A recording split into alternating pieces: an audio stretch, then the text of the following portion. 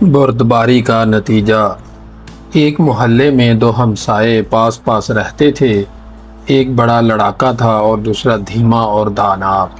دانا کے یہاں کچھ مرغیاں پلی ہوئی تھیں، مگر اس بات کا وہ ہمیشہ خیال رکھتا کہ ہمسایوں کو تکلیف نہ ہو۔ باہر جاتے وقت مرغیوں کو دانا پانی دے کر بند کر جاتا اور جب گھر آتا تو کھول دیا کرتا تھا۔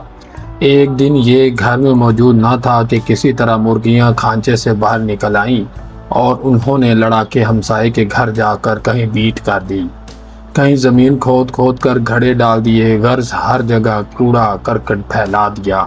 لڑاکے نے دیکھا تو مارے غصے کے 20 ہی گالیاں دیں اور غصے میں ایک مرغی کی گردن بھی مروڑ ڈالی۔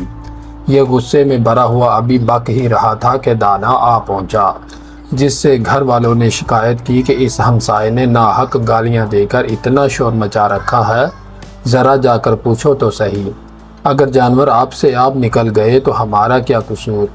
عقل مند نے سوچا کہ ایسے لڑاکے سے سمجھداری کی امید فضول ہے اور ایسی ذرا سی بات پر ہمسائے سے دشمنی رکھنا بھی حماقت۔ دانائی یہ ہے کہ اس کی درستی کی کوشش کرنی چاہیے۔